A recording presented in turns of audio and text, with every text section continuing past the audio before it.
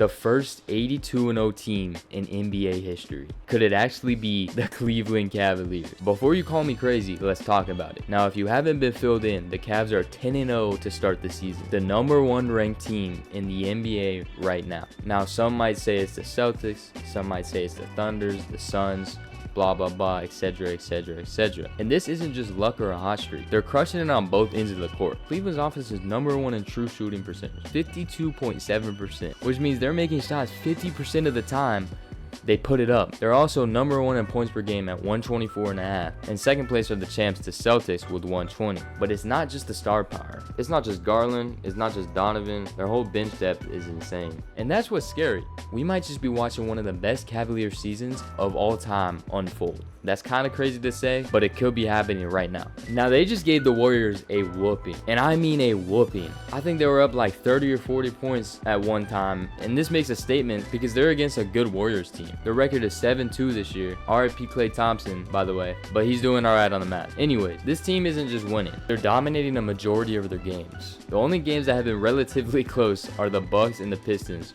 which is ironic because they absolutely suck. And they're showing something special.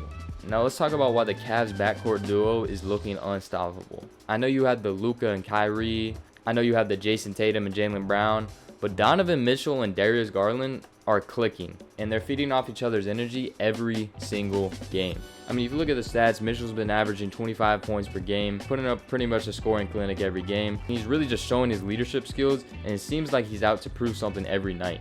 On the flip side, Garland has just been as crucial as him, dishing out assists and creating plays that open up their whole offense. I mean, Garland is getting to the point where he's so good in the clutch, it's ridiculous. I mean, if you watch that second Bucks and Cavs game, I mean, Garland looked like an absolute superstar. Like, I don't even know what I was witnessing. That was when I realized that, yeah, the Cavs are going to be special, because that game set a real statement. Even though they played the Bucks, man, Garland went off that game. It was a nail-biter end to end, and in the end, he just came up clutch. And that's just who Garland is, man. He's a bucket getter, he's a scorer, and he's something special for sure.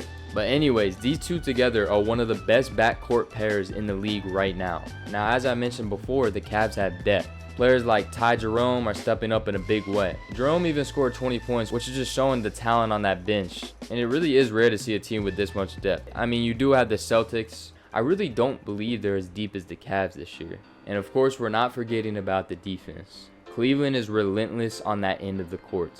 I mean, they're holding teams to some of the lowest shooting percentages from 3, keeping opponents like Curry frustrated and out of rhythm. I mean, if you really look at the stats against Golden State, a team known for its offense, the Cavs completely shut down their starters in the first half.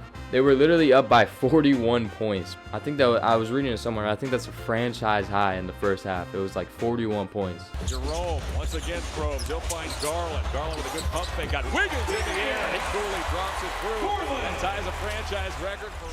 And Steph Curry, usually unstoppable, only managed 12 points. Not to mention, he takes a lot of threes. He was held to 4 threes that game and went 1 for 4 from 3, which is crazy impressive. Curry was taking 9 threes even against the Celtics, but against the Cavs, they held him to 4 threes, which is absolutely insane. Coach Kenny has the Cavs bought in on defense, and that's been the backbone of their success. And not to mention, defense like this doesn't just help you win games, it travels very well in the playoffs. This team is built to go deep. So here's the question, here's the title of the video, and whatever that made you click. Could they actually go 82-0? In reality, it's almost impossible with the length of the season, injuries, tough matchups, whatever, right? But with the way they're playing, one thing is definitely clear. They're not just out there for a playoff spot. They're going to dominate the Eastern Conference. And they're definitely setting themselves up for a season that could break records. I truly believe this is the next 2016 Warriors, okay? I don't believe they're going to go over 15-16 losses, and that is my unbiased opinion. And I'm not a Cavs fan at all. I don't watch them. I don't really follow them until the last couple weeks of doing research and things of that nature. But I truly believe this team will not go above 15 or 16 losses. This is 100%, without a doubt in my mind, the next Warriors team. They're going to dominate the Eastern Conference. Mark my words. All of you might be thinking, oh, the Celtics, whatever. No. This is the Cavs time. I'm telling you, this is the Cavs time. I'm not a Cavs fan. I don't associate with the Cavs, but this is their time. Don't get me wrong, when they played the Celtics in season, that's definitely going to play a part, and that's definitely going to show truly more of what they're capable of. But regardless of that, they're going to dominate. And even the Cavs coach, Kenny, said to himself, 10-0 is a magic number, but it's just the beginning, right? You can tell his team isn't satisfied yet. They're hungry for more. Now, looking ahead, the Cavs have some challenging games coming up, but if they stay healthy and keep the momentum, they could finish with one of the best records in franchise history.